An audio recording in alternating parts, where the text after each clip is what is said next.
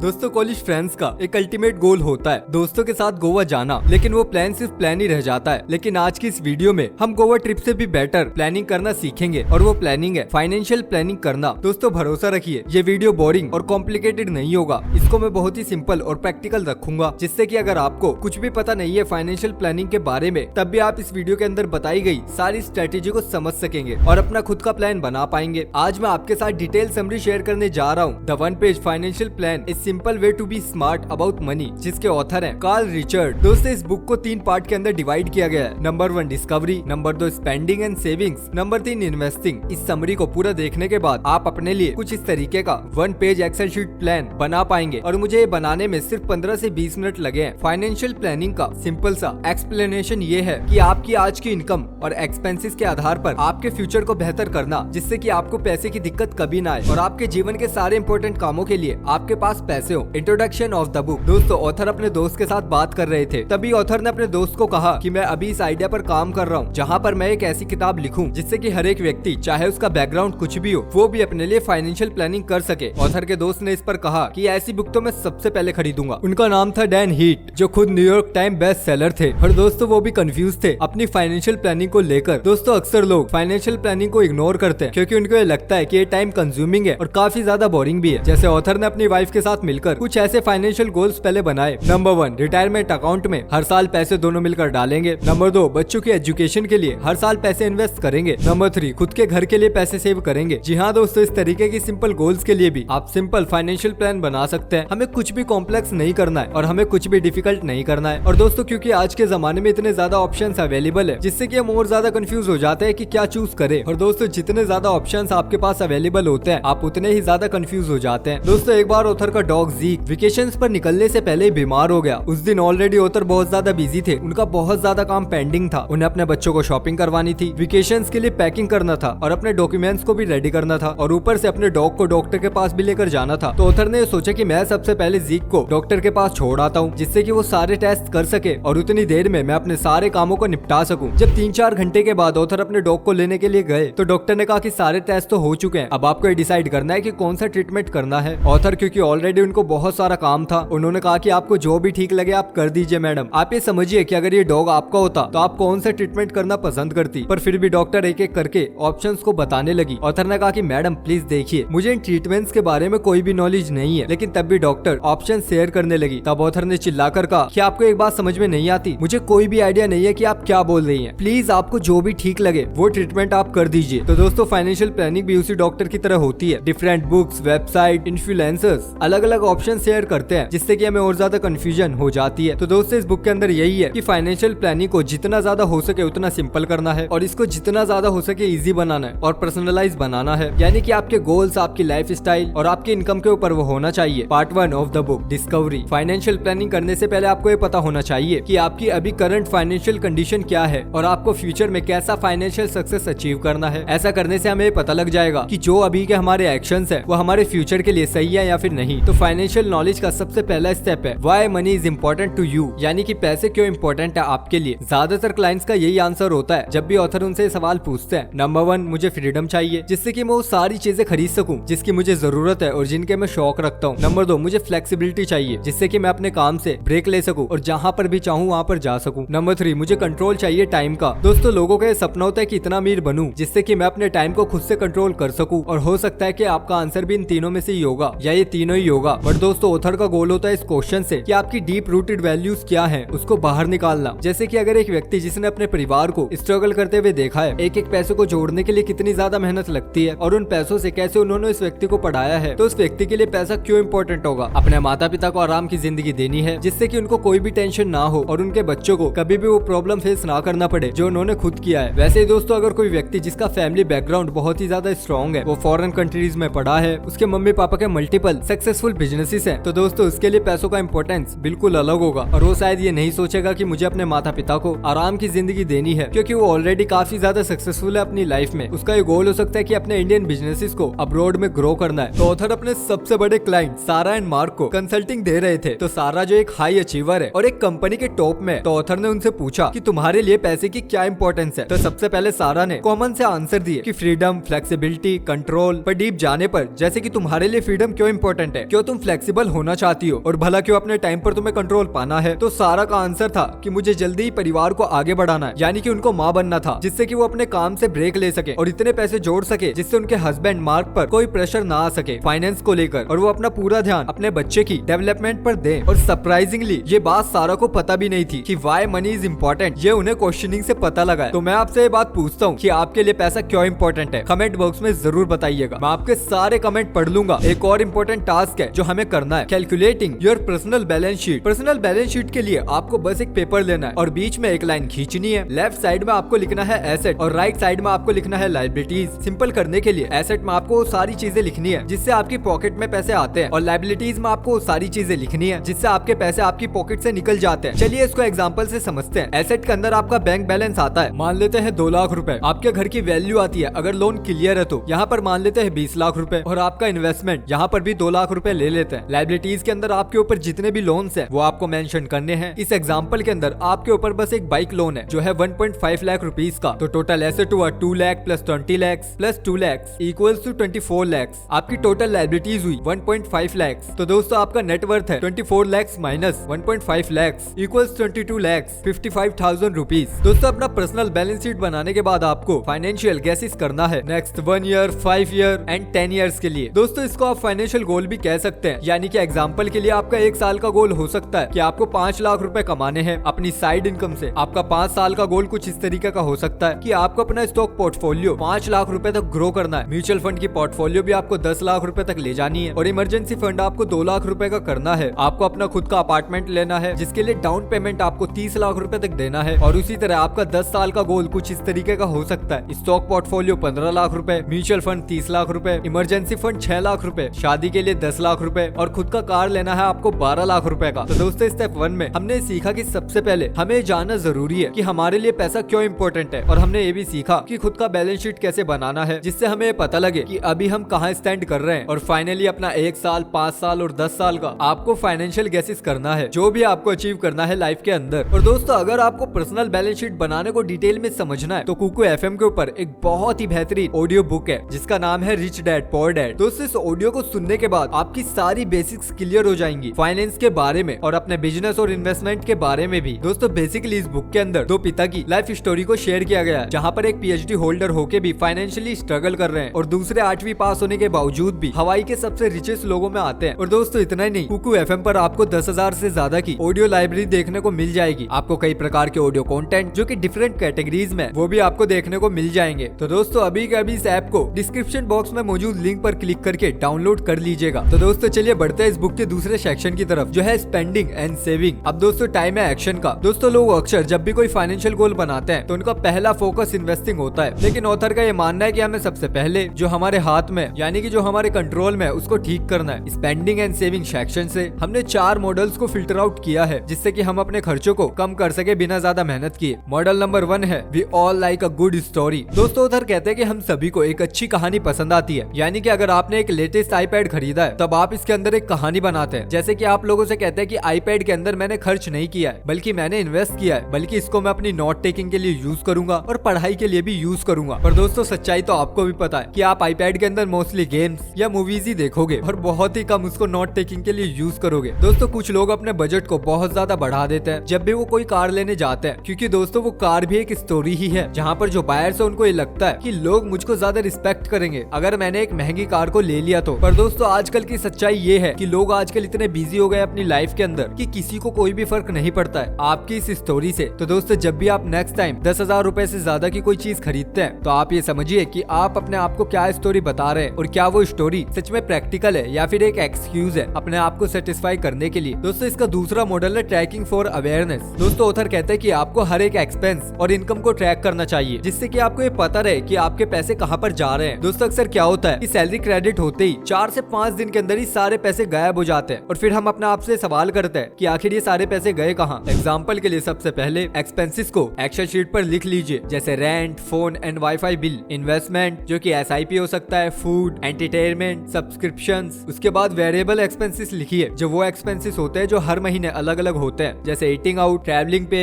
किसी को गिफ्ट देना हो या फिर आप खुद के लिए कोई शॉपिंग कर रहे हो। और अब दोस्तों आपको हर महीने इसके अंदर अपने एक्सपेंसेस को ऐड करना है और अपनी इनकम का भी आपको एक लिस्ट बनाना है। एग्जाम्पल एग्जाम्पल के लिए यहाँ पर एक सैलरी है जो आपको फुल टाइम जॉब से मिल रही है और इसके अंदर एक साइड हसल भी इंक्लूड कर देते हैं। तो एक्सेल शीट को आपको मेंटेन करना है, दिन में अपना 2-3 मिनट दीजिए इसको और इसको रेगुलर ट्रैक कीजिए। और अगर आपको ये थोड़ा डिफिकल्ट लग रहा है तो आप किसी भी मनी ट्रैकिंग ऐप को यूज कर सकते हैं। बस ध्यान आपको ये देना है कि आपको ट्रैकिंग इसीलिए करनी है कि आपको अपने एक एक रुपए का पता हो कि वो कहाँ पर इन्वेस्ट हो रहे हैं और उसको कैसे आप इम्प्रूव कर सकते हो। और दोस्तों 99% लोग ऐसा नहीं करते हैं। तो दोस्तों अगर आप बजटिंग और ट्रैकिंग करते हैं तो आप ऑटोमेटिकली बाकी लोगों से बेहतर हो जाते हैं। पर्सनल फाइनेंस मैनेजमेंट में तीसरा मॉडल जो है वो एक तरीके का चैलेंज है जो हमको अपने आप से करना है, वो है स्पेंडिंग क्लेंस। दोस्तों ये मेथड बहुत ही ज्यादा हेल्पफुल है। दोस्तों ऐसा कीजिए कि आपको हफ्ते में एक दिन कोई भी खर्च नहीं करना है, ट्रैवलिंग को छोड़कर। जैसे कि अगर आप ऑफिस जाते हैं तो उसके किराए के अलावा आपको कोई भी खर्च नहीं करना है। दरअसल दोस्तों ये मैंने कुछ ही दिन पहले ट्राई किया था और मुझे ये रियलाइज हुआ कि कई बार सिर्फ कुछ करने को नहीं है, इसीलिए हम काफी ज्यादा पैसे खर्च कर देते हैं। जैसे एक बार क्या हुआ कि मैं अपने फ्रेंड के लिए वेट कर रहा था एक शॉपिंग मॉल के अंदर और मेरा दोस्त 30 मिनट लेट था। तो दोस्तों नॉर्मली मैं इन 30 मिनट के अंदर कॉफी पीता हूँ, थोड़ा बहुत सोशल मीडिया यूज करता हूँ। लेकिन दोस्तों उस दिन क्या हुआ कि मैंने अपने आप को रोका कॉफी पीने से और सोशल मीडिया यूज करने की जगह मैं अपने सारे नोट्स चेक कर रहा था जो मैंने इस वीडियो के लिए अपने फोन के अंदर नोट करके रखे थे। मॉडल नंबर 4 है save as you much you can and use 72 hours test. दोस्तों आपको जितना हो सके उतना अपने पैसों को सेव करना है बिना अपनी लाइफ को डिफिकल्ट किए और आपको कोई भी एक्सपेंसिव चीज खरीदने से पहले 72 आवर्स के लिए आपको वेट करना है। और दोस्तों अगर 3 दिन के बाद भी वो चीज आपको उतनी ही ज्यादा एक्साइट कर रही है तब उसको आप खरीद सकते हैं। और दोस्तों ये सेम रूल आता है टैटू के अंदर भी। अगर आपको कोई टैटू करवाना है और आपको बहुत ज्यादा मन है उसको अपने ऊपर करवाने का तो आप बस 6 महीने रुक जाइए। 99% लोगों को 6 महीने बाद कोई इंटरेस्ट नहीं रहता है उस स्पेसिफिक टैटू में। तो दोस्तों इस सेक्शन में हमने ये सीखा कि हम सभी को अपने एक्सपेंसिव खर्चों से एक स्टोरी बनाने में मजा आता है, क्योंकि दोस्तों इससे आप खुद को जस्टिफाई कर रहे हैं कि ये खर्चे क्यों इंपॉर्टेंट है। अब दोस्तों आते हैं इस बुक के तीसरे सेक्शन पर जो कि है इन्वेस्टमेंट। दोस्तों ये सेक्शन इस बुक का बहुत ही ज्यादा सिंपल और डायरेक्ट है। और दोस्तों इसके अंदर मैंने टोटल 3 स्ट्रेटेजी सीखी है जिससे कि आप खुद का इन्वेस्टमेंट बहुत ही ज्यादा सिंपल रख सकते हैं। स्ट्रेटेजी नंबर 1 है by just enough insurance today. दोस्तों उतर कहते हैं कि नो मैटर आपकी एज, इनकम, जेंडर कुछ भी हो, सबसे पहले अपने लिए एक टर्म इंश्योरेंस खरीद लीजिए। टर्म इंश्योरेंस का मतलब होता है जब अनफॉर्चुनेटली आपकी डेथ हो जाती है तो आपके परिवार को पैसे मिलते हैं। देखिए ये बात मैं समझ सकता हूँ कि आपके खोने का लॉस कभी भी आपकी फैमिली रिकवर नहीं कर सकती, लेकिन दोस्तों जो फैमिली को इकोनॉमिक लॉस होगा उससे आप अपनी फैमिली को बचा सकते हो टर्म इंश्योरेंस को लेकर। दोस्तों इसको आप एक नेसेसिटी की तरह देखिए। ऑनलाइन आपको बहुत सारे वेबसाइट्स मिल जाएंगे जहाँ पर आप टर्म इंश्योरेंस को कंपेयर करके खरीद सकते हैं। तो स्ट्रेटेजी नंबर 1 है कि सभी को आज ही टर्म इंश्योरेंस खरीदना है। अब आता है स्ट्रेटेजी नंबर 2 पर जो है इन्वेस्ट लाइक अ साइंटिस्ट। दोस्तों अगर आप एक साइंटिस्ट के पास जाते हैं कोई प्रॉब्लम लेकर तो वो साइंटिस्ट आपको तुरंत ही आंसर नहीं देता है। वो अपना पूरा टाइम लेता है, रिसर्च करता है, टेस्ट करता है और फिर उसकी एनालिसिस करता है और फिर अपनी एनालिसिस को वो किसी एक एक्सपर्ट से अप्रूव करवाता है, तब जाकर वो एक सोल्यूशन देता है हमें। उसी तरह उतर कहते हैं कि हमें भी साइंटिस्ट की तरह ही इन्वेस्टमेंट करना चाहिए। यानी पहले कंपनीज के बारे में रिसर्च करिए, उनका एनुअल रिपोर्ट पढ़िए, उनके प्रोडक्ट और सर्विसेज की डीप कंपैरिजन करिए उनके कंपटीशन से और उस सेक्टर के अंदर अपना पूरा फोकस करिए जो आने वाले समय में ग्रो करने वाला है। ऑथर बात करता है डाइवर्सिफिकेशन के बारे में भी। दोस्तों हर एक व्यक्ति को मल्टीपल एसेट्स में इन्वेस्ट करना चाहिए, ना कि सिंगल एसेट्स के अंदर जैसे कि सिर्फ स्टॉक या फिर सिर्फ एफडी। वो एग्जांपल शेयर करते हैं 4 पोर्टफोलियो का जिनका अप्रोक्सीमेटली क्या रिटर्न हो सकता है और क्या रिस्क हो सकता है। पोर्टफोलियो नंबर 1 है investing only in index fund. दोस्तों ये वो लोग होते हैं जो सिर्फ इंडेक्स फंड के अंदर इन्वेस्ट करते हैं। जैसे इंडिया के अंदर सेंसेक्स है और निफ्टी 50 है। तो दोस्तों जब आप इंडेक्स फंड के अंदर इन्वेस्ट करते हैं तो रिटर्न आपको 12% मिल सकता है और दोस्तों इन जनरल इसका रिस्क रहता है 16% का। पोर्टफोलियो नंबर 2 है investing only in international fund. यहाँ पर आप इंटरनेशनल कंपनीज के अंदर इन्वेस्टमेंट करते हैं जहाँ पर आपको रिटर्न मिल सकता है 9% का और रिस्क है 20% का। पोर्टफोलियो नंबर 3 है 60% आप इन्वेस्ट करते हैं इंडेक्स फंड के अंदर और 40% आप इन्वेस्ट करते हैं इंटरनेशनल फंड के अंदर। इसके अंदर आपको रिटर्न रहता है 12% का और रिस्क रहता है 16% का। और दोस्तों पोर्टफोलियो 4 के अंदर आप एक और एसेट के अंदर इन्वेस्ट करते हैं जो है बॉन्ड्स। दोस्तों इस पोर्टफोलियो के अंदर आप 60% इन्वेस्ट कर रहे हैं दोनों इंडेक्स फंड और इंटरनेशनल फंड के अंदर और बाकी की 40% आप इन्वेस्ट कर रहे हैं बॉन्ड्स के अंदर। दोस्तों इसका रिटर्न थोड़ा कम हो सकता है अराउंड 10% का, लेकिन दोस्तों इसका रिस्क भी बहुत ज्यादा कम हो जाता है, वो है 11% का। तो दोस्तों रिस्क 30% कम हो जाता है जब आप डिफरेंट एसेट्स के अंदर इन्वेस्ट करते हैं और स्पेशली अगर वो सेफ एसेट क्लास है तो दोस्तों दूसरी स्ट्रेटेजी के अंदर हमने सीखा कि हमको साइंटिस्ट की तरह इन्वेस्ट करना चाहिए और हर एक इन्वेस्टमेंट पर आप कितना रिटर्न एक्सपेक्ट कर सकते हैं और उसके अंदर रिस्क कितना इन्वॉल्व होता है वो भी आपको रिसर्च करना है। और हमने 4 सैंपल पोर्टफोलियो से सीखा कि डाइवर्सिफिकेशन एक बहुत अच्छा मेथड हो सकता है अपने रिटर्न्स को स्टेबल रखने का और रिस्क को कम करने का। और तीसरी इन्वेस्टिंग स्ट्रेटेजी जो मैंने इस बुक से सीखी है वो है एडवांस स्ट्रेटेजी जो मैंने इस बुक से भी लिया हुआ है और थोड़ा बहुत मैंने भी रिसर्च किया है। नंबर 1 है चूज ऑटो स्वीप फैसिलिटी। दोस्तों आप में से बहुत सारे लोगों के पास सेविंग अकाउंट होगा, तो आपको उसके अंदर ऑटो स्वीप ऑप्शन को बस इनेबल करना है, जिससे कि आपको आपके सेविंग अकाउंट पर एफडी के रिटर्न्स मिलेंगे। ऐसा करने से आपको साल का 2-3% एक्स्ट्रा मिलेगा। Choose sovereign gold bond instead of real gold. दोस्तों अगर आपको गोल्ड के अंदर इन्वेस्ट करना है तो आप सॉवरेन गोल्ड के अंदर इन्वेस्ट करिए। इससे आपको एडिशनल मेकिंग चार्जेस या फिर घर पर रखने के स्ट्रेस से छुटकारा मिलता है और आपको इसके अंदर लॉन्ग टर्म में बढ़िया रिटर्न्स मिलते हैं। इसके अंदर टैक्स बेनिफिट भी है और ये सारा कुछ डिजिटल है, तो ये आपके लिए और ज्यादा इजी हो जाता है। तीसरा है इन्वेस्टिंग डायरेक्ट म्यूचुअल फंड और इन्वेस्टिंग इंडेक्स फंड। दोस्तों अगर आपको म्यूचुअल फंड के अंदर इन्वेस्ट करना है तो फिर डायरेक्टली कीजिए, किसी ब्रोकर या फिर एजेंट के थ्रू मत करिए। इससे दोस्तों आप 1 से 2% एक्स्ट्रा पे करते हैं और लॉन्ग रन के अंदर ये कंपाउंड होकर आप ये देखेंगे कि आपने बहुत ज्यादा पैसे सिर्फ ब्रोकर को दे दिए जो आप थोड़ा सा टाइम देकर बचा सकते थे। दोस्तों किस म्यूचुअल फंड कंपनी को चूज करना है वो आप रिसर्च करके ढूंढ सकते हैं और उसके बाद डायरेक्ट उनकी वेबसाइट पर जाकर एसआईपी या फिर लमसम मोड से आप इन्वेस्ट कर सकते हैं। दोस्तों चौथा है invest in national pension scheme. दोस्तों हमें इसके अंदर भी इन्वेस्ट करना चाहिए, जिससे जब भी हम रिटायरमेंट ले तो आपकी रेगुलर इनकम आती रहे। जितना जल्दी आप स्टार्ट करेंगे उतना ही बेटर है और इसके अंदर भी आपको हायर देन एफडी रिटर्न्स मिलते हैं, टैक्स बेनिफिट भी मिलता है। तो दोस्तों इस बुक के पार्ट 3 में हमने सीखा कि हमें सबसे पहले इंश्योरेंस खरीदना है, स्पेशली टर्म इंश्योरेंस और हेल्थ इंश्योरेंस, जिससे कि हमें कोई प्रॉब्लम ना हो फाइनेंशियली और हमारे परिवार को भी ना हो। नंबर 2, आपको एक साइंटिस्ट की तरह इन्वेस्ट करना है। सब कुछ जानने और समझने के बाद ही अपने पैसों को इन्वेस्ट करना है और डाइवर्सिफाई करना है अपनी इन्वेस्टमेंट को। नंबर 3, हमने कुछ एडिशनल स्ट्रेटेजी सीखी जिससे आपको लॉन्ग रन के अंदर फायदा मिलेगा, जैसे कि auto SVEEP method, sovereign gold में इन्वेस्ट करना या फिर डायरेक्ट म्यूचुअल फंड के अंदर इन्वेस्ट करना या फिर नेशनल पेंशन स्कीम के अंदर भी इन्वेस्ट करना। तो दोस्तों ये थे हमारी आज की वीडियो। आई होप आपको इन्फॉर्मेशन पसंद आई होगी और अगर आपको इन्फॉर्मेशन पसंद आई तो प्लीज यार चैनल को सब्सक्राइब कर दो, वीडियो को लाइक कर दो। मिलते हैं बहुत जल्द आपसे अगली वीडियो में, तब तक के लिए बाय बाय, अपना ख्याल रखिएगा।